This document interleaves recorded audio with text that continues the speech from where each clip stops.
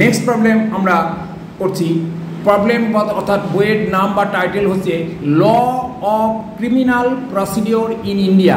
তাহলে law of criminal procedure in India, এখানে ফ্যাসিটগুলো অনুযায়ী আমরা বুঝতেই করছি ল মানে আমাদের social science, same procedure social সায়েন্সই ঢুকবে।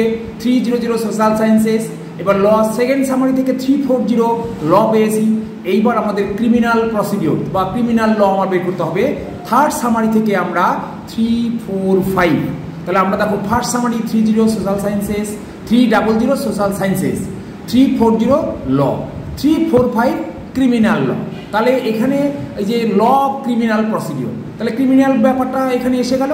এরপরে ইন্ডিয়ান নাম্বারটা আমরা ইনস্ট্রাকশন অনুযায়ী যোগ করবো। তাহলে আমরা দেখি কীভাবে আমরা ক্রিমিনালের থেকে আমরা কীভাবে এরিয়ার নাম্বারটা আনতে পারি সেইটা তোমাদের বলার চেষ্টা করছি।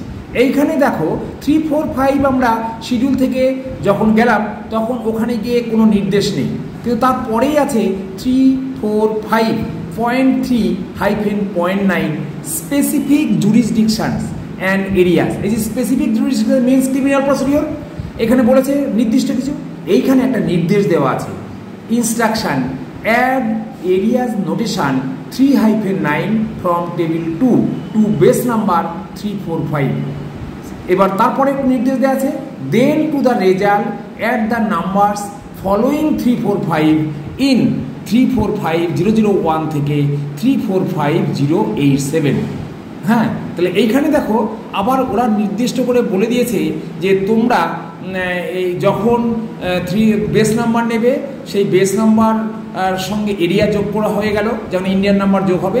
তারপরে বলছে, তারপরে একটা কী কাজ বলেছে, যে রেজাল্টটা পেলাম দেন টু দ্য রেজাল্ট তার সঙ্গে কিছু অ্যাড, তার সঙ্গে কী যোগ করতে বলেছে, দি নাম্বারস ফলোয়িং 345।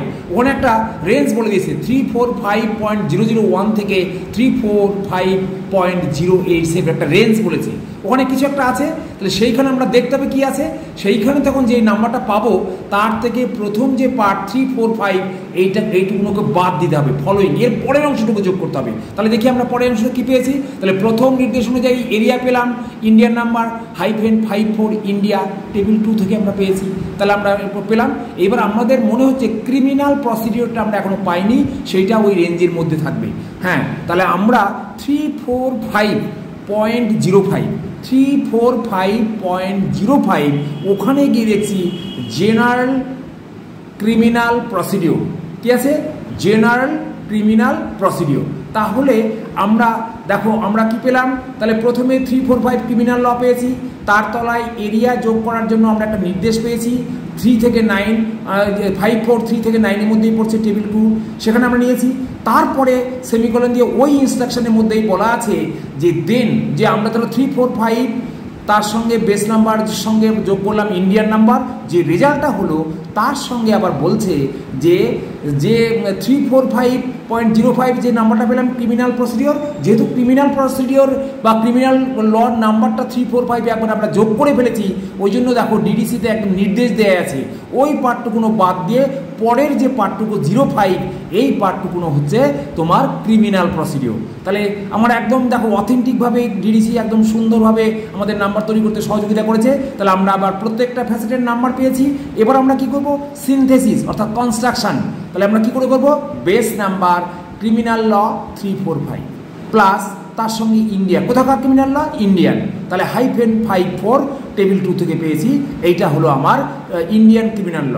এবার প্রসিডিওরটা কি, প্রসিডিওরের নাম্বার হচ্ছে 345.05, কিন্তু নির্দেশে বলা আছে যে ক্রিমিনাল ল যেহেতু একবার যোগ হয়ে গেছে দুবার করে যোগ হতেই পারে না, ওই জন্য পরের যে ক্রিমিনাল প্রসিডিওর ওই ক্রিমিনাল পোর্শনটা বাদ যাবে, অনলি প্রসিডিওর থাকবে। প্রসিডিওরের নাম্বার হচ্ছে 0.05।